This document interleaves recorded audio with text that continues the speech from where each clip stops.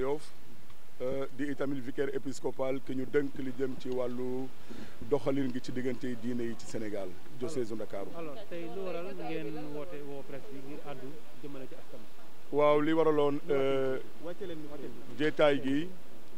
laata sax ma ci tudd dama njëkk a bëgg a nuyu suñuy kilifay diine yi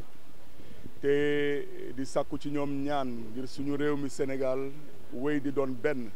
réew mi nga xamante ni ñun ñëpp a ko bokk mu doon ndoonoo gu ñu maam yooyu bàyyi ngir ñun ci suñu bopp ñu koy siwal di koy wéyandi ba déggoo lëkkaloo ak coofeel mën fee sax ci biir Sénégal ba faw ndaje bi li ko waral nag moo di na ngeen ko gisee yéen ñëpp te mu doon lu bett ñu bëri fii ci Sénégal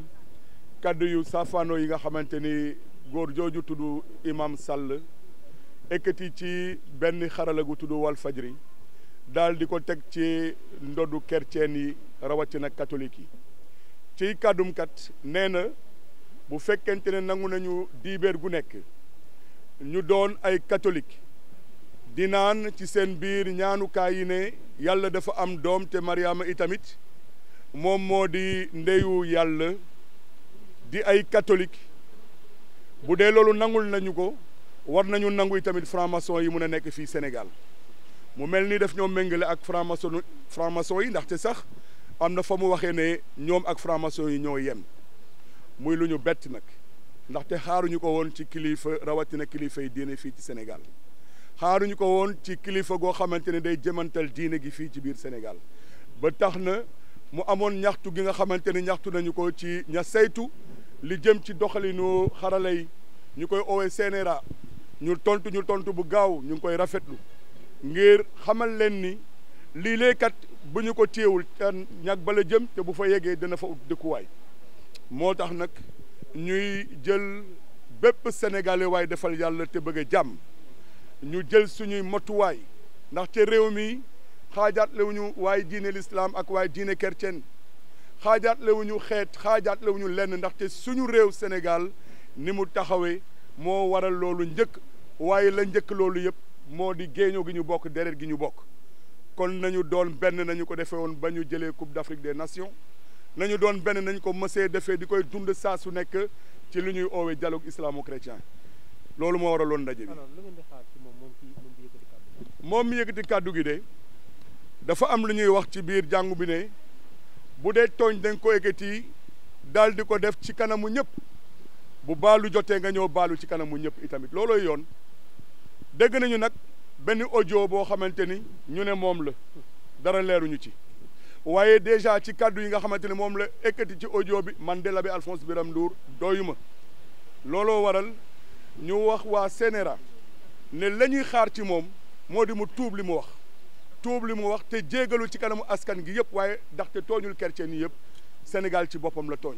loolu donc la ñuy xaar ci moom. Nous voulons d'abord saluer avec déférence nos chefs et guides religieux dont nous connaissons justement la stature et l'importance dans ce pays.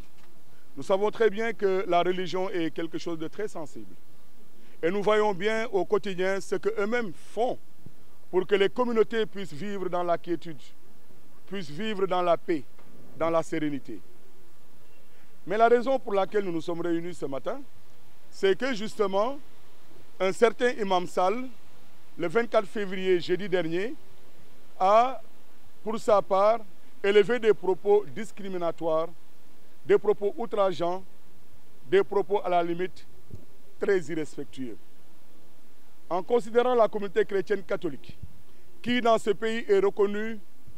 pour sa probité, pour son honnêteté, est reconnue pour être une communauté exemplaire, en prenant cette communauté donc pour une communauté qui ne vaut rien, excusez-moi du terme, et qui peut être assimilée à des mécréants et à des francs-maçons, puisque c'est dans ces propos, eh bien, nous tous, nous avons été surpris par la virulence des propos, aussi outrageants, ainsi que par la non-véracité de ces propos-là. Voilà pourquoi nous avions tenu à mettre les choses au point en vous demandant de relayer ceci pour que tout le pays n'en ignore, parce que nous le savons. Vous faites un travail remarquable dans les médias. Vous faites un travail dont le Sénégal a besoin, mais particulièrement dont le Sénégal a besoin pour vivre l'unité, la cohésion nationale. Aucun n'a intérêt que ce pays brûle. Nous avons intérêt à sauvegarder l'unité et la cohésion telle que nous l'avons hérité de nos pères, de nos ancêtres. Et c'est cela que nous devons laisser comme legs aux générations à venir. Voilà pourquoi nous avons été là. Et nous vous remercions encore, ainsi que tous les pouvoirs publics, ainsi que le CRNA, pour la diligence qu'ils ont apportée à traiter ce dossier. Ce que nous attendons n'est pas compliqué. Eh bien, il y a un adage qui dit à offense publique, réparation publique. L'imam lui-même, semble-t-il, aurait envoyé un audio dont je ne suis même pas sûr de l'authenticité, dont je ne suis pas convaincu et satisfait par les propos qu'il a élevés.